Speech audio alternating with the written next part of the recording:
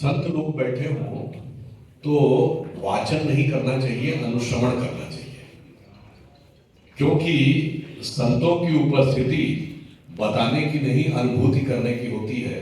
जो गोस्वामी तुलसीदास ने रामचरितमानस में लिखा है ना, मुद मंगलमय संत समाजू, जो जन जंगम तीरथ राजू। क्योंकि संत जीवंत तीर्थ माने जाते हैं, परंतु आदेश हुआ है तो आदेश के अनुपालन में मैं दो तीन बिंदु व्यक्त करना चाहूंगा। देखिए, कई बार क्या होता है कि मैं किसी प्रोग्राम्स में जाता था तो बच्चे हमसे पूछते हैं कि साहब, अगर हमें पढ़ना हो तो क्या पढ़ना चाहिए। हमारे सामने सबसे बड़ी समस्या आ गई कि हमारी युवा पीढ़ी, बल्कि यूं कहूं उससे पहले वाली पीढ़ी, जो हमारी पीढ़ी है, उसी में जो लोग माता पिता हैं उन्होंने नहीं पढ़ा है, वो अपने बच्चों को क्या बताएंगे। समस्या क्या हो गया कि एक विशेष प्रकार के विचार के कारण हमने अपने धर्म ग्रंथों को पढ़ना क्या, पलटना भी छोड़ दिया, और इस कारण से अनेक प्रकार की चीजें और भ्रम हमारे मन में आकर स्थापित हो गए। अब दो प्रकार के विचार चल रहे हैं दुनिया में। एक है डिसमेंटलिंग ग्लोबल हिंदुत्व, आपने सुना होगा, दुनिया भर में।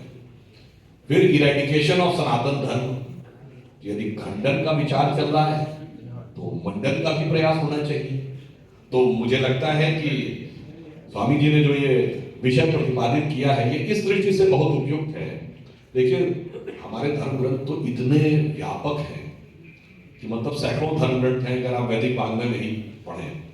परंतु अगर किसी बच्चे से कहें इन्हें नटशेल पढ़ना है, सूक्ष्म रूप में, जिसे कहते हैं ना कि रेडी रेकनर कि हिंदू धर्म सनातन धर्म है क्या। वैसे मैं एक उदाहरण के लिए आपको बताना चाहता हूं, है क्या, आपको इससे अंदाजा इससे लगेगा, जब हम पूजा करना शुरू करते हैं ना तो क्या बोलते हैं, ब्रह्मा आयु द्वितीय परार्थे। अभी एट प्रेजेंट आपको एक बात बता दें कि जो माना जाता है बिग बैंग थ्योरी के अनुसार यूनिवर्स की एज क्या है, 13.5 बिलियन ईयर्स। वैसे आप में से कितनों को पता है कि आपने हबल टेलीस्कोप का नाम सुना, James Webb telescope. James Webb ने जो अब नई पिक्चर्स दी है उसमें बहुत सी ऐसी गैलेक्सीज हैं जिनकी की एज 13.5 बिलियन ईयर से ज्यादा नजर आ रही है। Now the theory is becoming a little bit confusing कि आगे क्या है।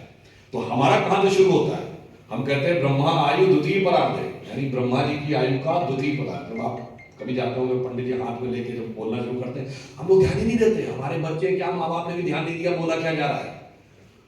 द्वितीय परार्ध का मतलब 155 ट्रिलियन ईयर्स।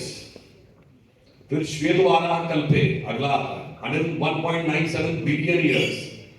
वैवस्वत मनवंतरे, कलयुगे, कलयुग 5125 ईयर्स। फिर कहते हैं कलयुगे प्रथम चरण बुद्धावतारे। फिर अमुक नाम संवत्सर, संवत्सर आता है 2081 विक्रमी से। फिर आप आते हैं किसके ऊपर, ईयर पे। ईयर के दो पार्ट, उत्तरायण दक्षिणायन, इस समय उत्तरायण में सूर्य। फिर आते हैं मंथ पे, मंथ के दो पार्ट, शुक्ल पक्ष और कृष्ण पक्ष। फिर आते हैं डे पर, फिर आते हैं अमुक नाम तिथि, अमुक नाम नक्षत्र। फिर आते हैं चंद्रमा की स्थिति और प्रिसाइजली आप सेकंड्स तक आ जाते हैं। ये है सनातन धर्म, 155 trillion years to Shri Ram Janmabhoomi के प्राण प्रतिष्ठा का 84 second. From 155 trillion years to 84 second. परंतु इसको समझने के लिए पुस्तक को मैं देख रहा था। अब उदाहरण के लिए हमारे में से 10 में से 9 बच्चों को नहीं पता होगा योग का इतना प्रतिपादन हुआ। आप देखिए, प्रधानमंत्री जी ने 2014 के बाद योग को अंतर्राष्ट्रीय स्तर पर स्थापित किया। 170 से अधिक देशों ने उसका समर्थन नहीं किया। द्वितीय प्रस्तावक बने जो यूएन की हिस्ट्री में आज तक नहीं हुआ, और उसमें 40 से अधिक मुस्लिम देश भी थे। परंतु योग किसी भी बच्चे से पूछा जाए कहां से आया, उन्हें नहीं पता होता है। स्वामी जी ने पुस्तक में लिखा है कि हमारे षट दर्शन है, सांख्य, न्याय, वैशेषिक, योग, मीमांसा, वेदांत। कोई भी इस पुस्तक को पढ़ेगा उसे समझ में आ जाएगा 6 दर्शन है। अगर देखा जाए तो हमारे वेदों के 6 वेदांग हैं, शिक्षा, कल्प, निरुक्त, छंद, व्याकरण, ज्योतिष, बहुतों को नहीं पता होता है। उपनिषद 108 से अधिक कहे गए, मैंने देखा तो स्वामी जी ने उसका भी उल्लेख किया। सैकड़ों उपनिषद है, परंतु 10 उपनिषद जिन पर कि शंकराचार्य जी ने टीका लिखी है, जो सबसे प्रमुख 10 माने जाते हैं। मेरा दावा है कि हम लोग कहते हैं 100 में 99 लोगों को नहीं पता होता है। केवल उन 10 उपनिषदों के नाम पूछ लिए जाए, हमें नहीं पता होता है, मूवीज के नाम सैकड़ों पता होते हैं। तो इससे आप सोचिए कि आप मूल तक, वो मैं इसकी आलोचना नहीं कर रहा हूं, परंतु मनोरंजन और आत्मा का अनुसंधान दोनों में अंतर होना चाहिए। तो इसमें जैसे मैंने देखा कि वो 10 उपनिषद, ईशकेन, प्रश्न, मुंडक, मांडू, कैत्री, तैतरी, छांदोग्य, बृहदारण्य, चारों का नाम है। तो कोई बच्चा अगर पलटेगा तो उसे समझ में आ जाएगा, अच्छा ये वेदांत होते हैं, ये न्याय है, ये दर्शन है। तो उन्हें, मुझे लगता है, फिर हमारे यहाँ उसके बाद क्या आता है, मैंने इसी पुस्तक में देखा था, इतिहास। महाभारत और रामायण इतिहास है। इसीलिए, और इसको कोई कहानी ना समझे, तुलसीदास जी ने लिखा है रामचरितमानस में, कहत परम पुनीत इतिहास, श्रवणई हो तो सकल ब्रह्मनाश।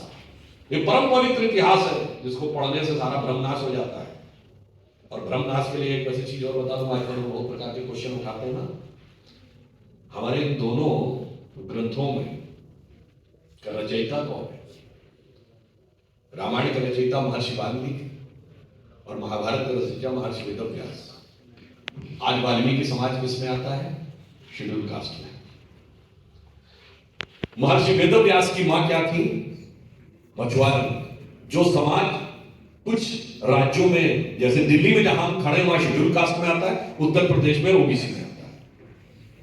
और दूसरा उदाहरण बताऊं, महाभारत का अंत कहां पे होता है? युधिष्ठिर के राज्याभिषेक पे नहीं, द्वारिका के डूबने पे नहीं, यादवी वंश के नाश पे नहीं, भगवान कृष्ण ने जब शरीर छोड़ा है, या जिसे टेक्निकली कहें भगवान कृष्ण की मृत्यु कैसे हुई? बहेलिये के तीर से। कैसे हुई? गांधारी के श्राप से। अर्थात हमारे धर्म ग्रंथों का अंत आसुरी शक्तियों पर ईश्वरी शक्तियों की विजय में नहीं होता है। स्त्री के सतीत्व की विजय ईश्वर के ईश्वरत्व पर। मुझे लगता है इसके उपरांत, इसीलिए बहुत सी ऐसी हैं, ये जो इतिहास है इसको पढ़िए तो मन के जो सारे भ्रम दूर हो जाएंगे। मैं साधुवाद देना चाहता हूं पंडित धीरेन्द्र शास्त्री जी का, जिन्होंने, देखिए, इस प्रकार का विषय रखकर युवा पीढ़ी को, आजकल ये भी प्रॉब्लम हो गई ना, पढ़ने का तो वक्त ही नहीं किसी के पास। सब मतलब तो यूट्यूब भी कहां रील्स चलती है ना, तो इतना विराट जो दर्शन है उसको भी थोड़ा नक्शे में तो चाहिए। और मैं ये भी कहना चाहूंगा, एक मैं फैक्ट और बोल रहा हूं, इस रियलिंग चीजों का महत्व क्या है। मैंने एक जगह पढ़ा था कि जब माओ, चेयरमैन माओ चाइना के, जब उनकी जवाहरलाल नेहरू जी से पहली भेंट हुई तो माओ ने उनसे कहा, you know what is the belief in our ancient country, in ancient belief in our country regarding your country, यानी प्राचीन काल के चीन की मान्यता क्या है भारत के बारे में। तो नेहरू जी ने पूछा क्या है? माओ ने कहा, in our country means in China the ancient belief is if somebody wants to get rid of the cycles of birth and rebirth he has to be born in India. आप सोचिए, ये है सनातन। और अगर किसी को मेरी बात पे शक हो तो जाके चेक कर ले, एंशिएंट चाइनीज में इंडिया का नाम है टियानजाओ, TIANZHOU। अगर आप जाके नेट पे सर्च, वही तो विकिपीडिया में कब्जा कर लिया है ना थोड़ा बहुत, तो बाएं हाथ वाले ज्यादा है, तो टियानजाओ आप चेक करेंगे तो लिखा जाएगा, this is an ancient name used by Chinese about Indians but they were having 5 times north India south India में।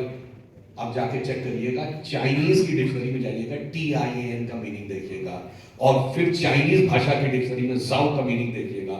जाओ वहां वैसे होता है जैसे अपने पुर होता है, नागपुर, जयपुर, कानपुर, यानी स्थान, और टियान का मतलब होता है हेवन, स्वर्ग। टियानजाओ means place of the heaven. तो मुझे लगता है प्राचीन काल से लेके आज तक के समय में, अब युवा पीढ़ी, अंत में मैं कहना चाहूंगा, ये इसलिए पुस्तक की बहुत आवश्यकता है क्योंकि प्रधानमंत्री जी ने कहा है कि अमृत काल है, तो अमृत के अनुभूति से पहले विश्व निकलना पड़ेगा। और अमृत काल 25 वर्ष का है, जो आने वाले 1000 वर्ष के लिए भारत का आधार बनाएगा, यानी युवा पीढ़ी। जो इस समय युवा है वही तो 25 साल बाद महत्वपूर्ण स्थानों पे होंगे। तो उसके लिए यह आवश्यक है कि उसका मार्गदर्शन करने के लिए, क्योंकि ये दुनिया का सत्य है कि अब तो हम वैसे बिगेस्ट कंट्री है ना in terms of population, and we are also the youngest country, परंतु ये पूर्ण सत्य नहीं है, ये अर्ध सत्य है। We are the youngest country and the oldest civilization. और संयोग से Baba Bageshwar Dham represents the youngest India and the oldest civilisation both. यानी हमारी जो प्राचीन सनातन संस्कृति है उसके प्रतिनिधि है और युवा है। और जो युवा होता है यदि वो धर्म के क्षेत्र में आगे हो। अंत में एक बात कह दूं, कुमार संभव में उल्लेख है कि पार्वती जी 9 वर्ष की आयु की जब जाती थी भगवान की आराधना करने, तो बड़े बड़े ऋषि मुनि उनका दर्शन करने के लिए खड़े रहते हैं। तो भगवान पूछते हैं कि ये 9 वर्ष की कन्या में ऐसा क्या है जिसके दर्शन करने के लिए वो ऋषि खड़े हैं जो वर्षों वर्ष तपस्या करते हैं। तो उसका उत्तर देते हैं, यह धर्म वृद्धेषु न वयः समीक्षते। जो धर्म में बढ़े हुए होते हैं उनके में आयु का विचार नहीं किया जा सकता। और अब भारत तो वो है जो धर्म में भी बड़ा है और आयु में भी आगे आने वाला है। तो अंत में सिर्फ कहूंगा कि हम वो हैं जो प्रधानमंत्री जी ने कहा ना 1000 साल आगे का, जिसके लिए एक स्वर्णिम भविष्य प्रतीक्षा कर रहा है और गौरवशाली अतीत है। हम 1000 साल आगे का भारत भी सोचते हैं और 10,000 साल पीछे का भारत भी सोचते हैं। तो इस पंक्ति के साथ समाप्त करता हूं। मुझे लगता है ये पुस्तक उस उद्देश्य में एक महत्वपूर्ण भूमिका निभाएगी।